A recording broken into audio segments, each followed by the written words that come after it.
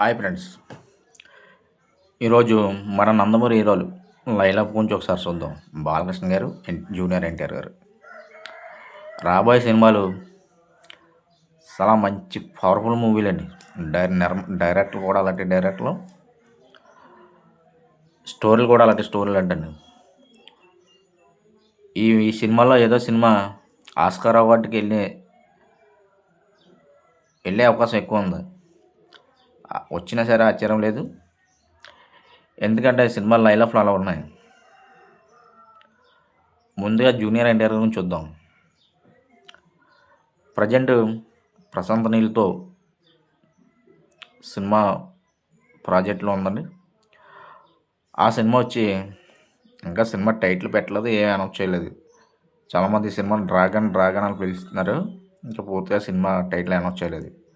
ఇది జూనియర్ ఎన్టీఆర్ గారికి ప్రజెంట్ చిన్న యాక్సిడెంట్ అయ్యి రెస్ట్ మోడ్లో ఉన్నారు. దీన్ని పట్టుకుండి రకరకాల సోషల్ మీడియా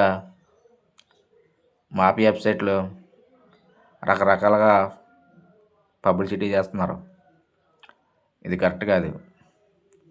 ఒక హీరో బాధల్లో ఉన్నా సరే మీరు నెగిటివిటీ పబ్లిసిటీ చేస్తున్నారు అంటే ఏ విధంగా ఎప్పుడు దొరుకుతారా అని ఎదురు చూస్తున్నారు వాళ్ళు. వీళ్ళు కోడిపిల్ల తన తల్లి నుంచి పక్కకు వస్తే ఎప్పుడు ఎత్తుకుపోదామా గద్ద ఎలా ఎదురు చూస్తుందా అలా ఎదురు చూస్తున్నారు వీళ్ళు.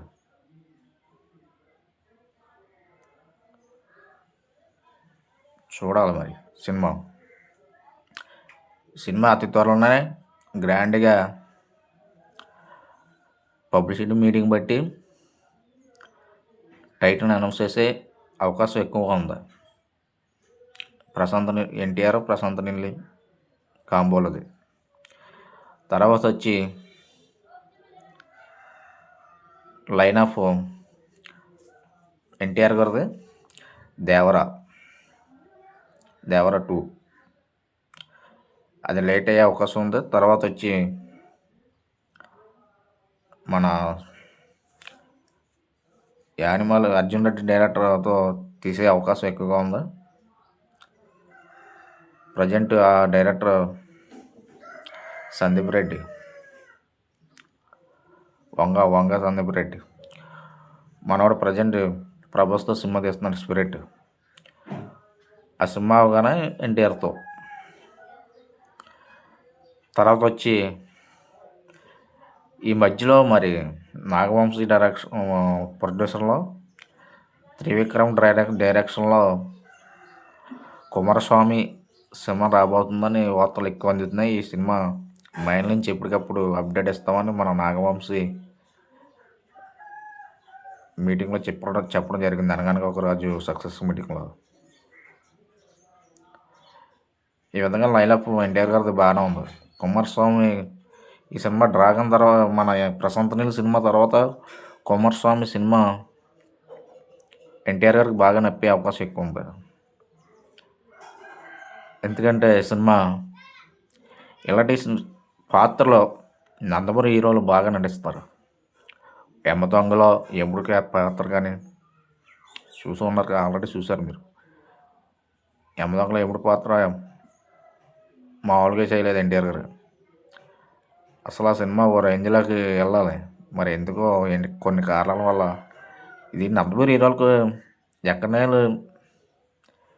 ప్రాబ్లమ్స్ వచ్చేస్తున్నాయి సినిమాలకి ఈ మధ్యకాలంలో. అది కొన్ని మాఫియా మూట ఈ హీరోలను తొక్కాలని దృష్టితో ఈ సినిమా రాగానే వీళ్ళ సినిమాలు ఏ సినిమాలు వస్తున్నాయో ఆ సినిమాలు రాగానే విపరీతంగా నెగిటివ్ చేస్తున్నారు. కానీ వాళ్ళ సినిమాలు వచ్చేసరికి మన వాళ్ళు చేయటం లేదు. అలా చేసి ఉంటే కౌంటర్ ఇస్తే వాళ్ళు భయపడతారు. మనం అలాగే ఇవ్వట్లేదు, ఇవ్వకే వాళ్ళు రెచ్చిపోయారు. కానీ ఇప్పుడు ఈ మధ్య మన నందమూరి అభిమానులు కూడా చాలామంది ఎక్కడెక్కడ కౌంటర్ చేస్తున్నారు. అంతేగా ఈ మధ్య మన వాళ్ళు సోషల్ మీడియాలో బాగా యాక్టివ్గా ఉంటున్నారు. వాళ్ళది ఈసారి వాళ్ళకి కూడా భయపడుతుంది కొద్దిగా. మన శంకర్ వరప్రసాద్ రిజల్ట్ చూసి కొద్దిగా భయపడ్డారు. మనశంకర్ చిరంజీవి గారు చేశారని అంటారు. ఎస్ 100% చిరంజీవి గారు, జగన్ గారు ఉన్నారు వీళ్ళ వెనకాల సినిమాలు ప్రజెంట్ అయితే. అంతకుముందు ఎవరు ఉన్నవారో మనకు తెలియదు కానీ చిరంజీవి గారు అంటే ఎప్పుడు వీళ్ళ సినిమాలు వచ్చేసరికి వీళ్ళ మాఫియా బ్యాచ్ని చిరంజీవి గారు రెచ్చగొడతారో తెలియదు, లేదా వాళ్ళ మాఫియా బ్యాచ్ కావాలన్నా చేస్తుందో తెలియదు. చిరంజీవి గారిని పర్టికులర్గా అనేసిన అవసరం లేదు కానీ మాఫియా బ్యాచ్ వాళ్ళ బుద్ధులు అంతే. తర్వాత వచ్చి మన బాలకృష్ణ సినిమాలు చూద్దాం. ముందు ఆల్రెడీ ఒక వీడియోలో చెప్పాను. ఆ వీడియో ప్రకారంగా ఫస్ట్ ఎన్బికే 111 మన గోపిచంద్ మన్నెలతో లాక్ అయిపోయింది. తర్వాత అలియన్ రాపూడి, బాబీ, మన బోయపాటి శ్రీను, వంశీ పైడిపల్లి అంట 5 టోటల్. మళ్ళీ బోయపాటితో ఏ సినిమా తీస్తున్నారో మనకు తెలియదు కానీ బోయపాటి కూడా వేరే కథ చెప్పారన్నట్టుగా తెలిసింది. మరి అక్కడ 3 లేకపోతే వేరే స్టోరీ సబ్జెక్టా చూడాలి. వంశీ పైడిపల్లి అంటే రైతు క్యారెక్టర్ అంటాం. కొరటాల శివ అమ్మ సీఎం క్యారెక్టర్. ఇది ఎన్బికే 111 దొంగ. అనిల్ రాపూడిదేమో పక్కా వినోదం. ఆయన సినిమాలు ఎలా ఉంటాయో మీకు తెలిసిందే ఉందో. మరి బాలకృష్ణతో డిఫరెంట్గా తీస్తారా లేకపోతే అదే సినిమాలు కంటిన్యూ చేస్తారా, బాలకృష్ణతో కూడా కామెడీ చేస్తారని చూడాలి. Thank you very much.